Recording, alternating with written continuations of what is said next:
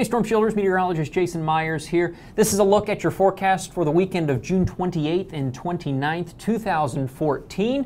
And it looks like it could be a storm shield weekend. I think we're going to see some nasty weather in the upper Midwest and across the plains, but the upper Midwest is really the bullseye both days. Minnesota, Wisconsin, I'm talking to you. This is what I'm talking about right here. There's the risk area for Saturday, spanning from northern Texas through Oklahoma and into Minnesota and Wisconsin. I think the bullseye on Saturday more than likely will be this general region here where Iowa, Missouri, Nebraska, and Kansas all come together. That's where I think a lot of the development is going to be on Saturday. Sunday, I think it shifts a little farther to the north. The entire area spans from northern Kansas through Nebraska, Iowa, Minnesota, and Wisconsin, but I think a lot of the worst stuff is more than likely going to be where maybe a little bit farther north, where Minnesota, Iowa, South Dakota, Nebraska meet and moving on eastward. But regardless, Iowa, that bullseye for the entire weekend, Minnesota, Wisconsin as well, and strong winds are definitely going to be the biggest threat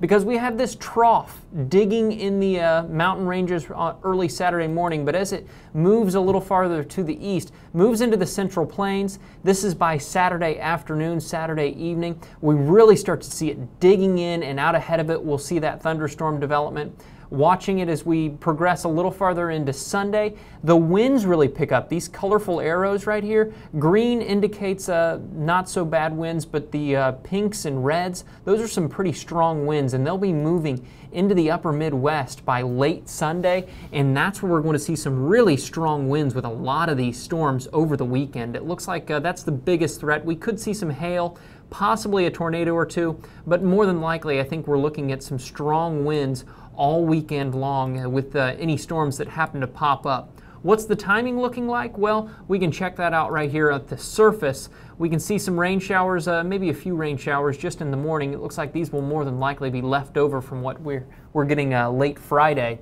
But by Saturday, watch where we're seeing these shades of green. This is where we're going to see that thunderstorm development. This is Saturday afternoon and Saturday early afternoon into the late afternoon, and right there where Iowa, Nebraska, Kansas, and Missouri all meet, that's where we're going to see that development initially, and then traveling to the northeast up along that where that trough is really digging in into parts of Iowa and Minnesota, and then beginning to fizzle out as we head into the overnight hours, continuing eastward.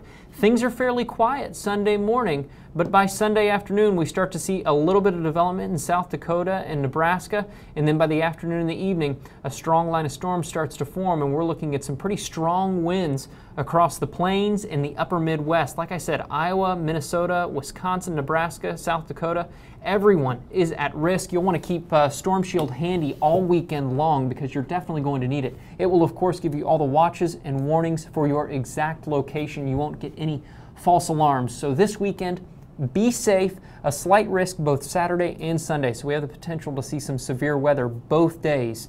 And if you haven't told your friends already, let them know to download Storm Shield as well so they can keep themselves and their families safe.